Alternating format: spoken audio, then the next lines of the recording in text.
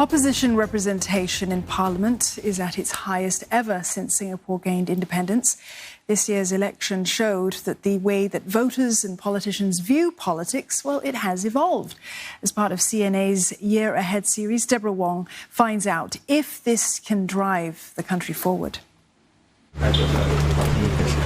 Thank you. An election like no other. No physical rallies, no handshakes, and certainly no mass watch parties. COVID-19 made sure of it. Instead, the action went online. And when the polls closed, the outcome marked a turn in Singapore politics. I declare Chua Keng Wee, He Ting Ru.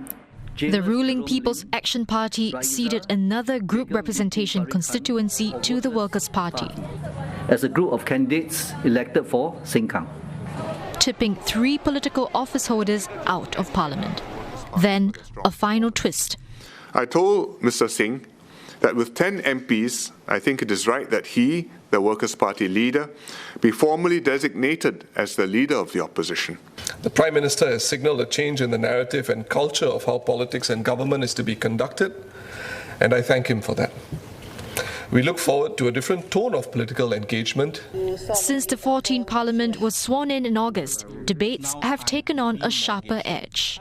I would argue that we should be able to think about implementing policies like a minimum wage in a time of crisis, because this concentrates the mind. When you've got to put money on the table, you've also got to consider as a government where that money comes from.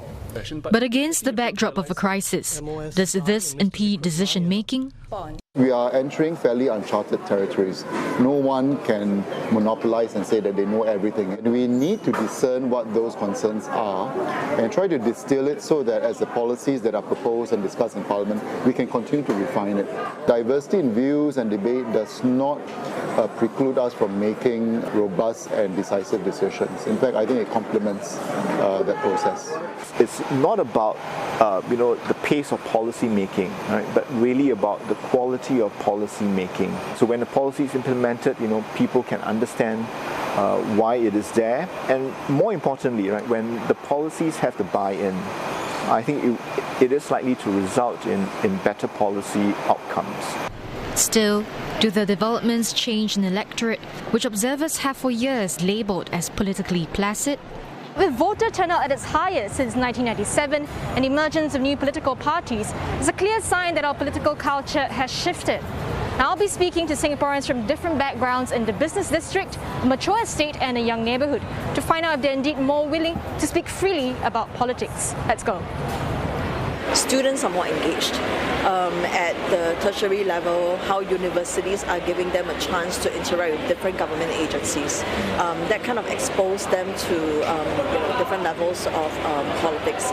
People are a bit more opinionated now, especially with social media growing.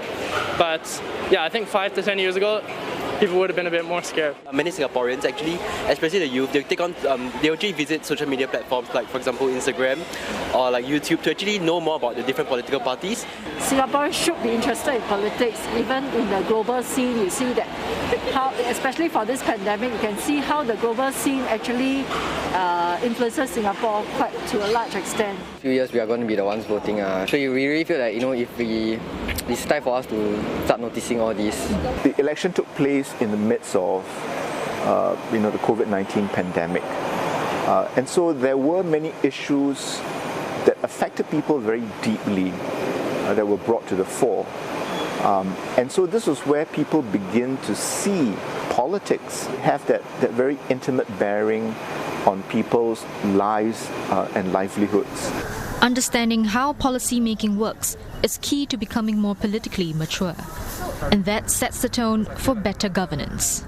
That will actually promote for better discourse in the public.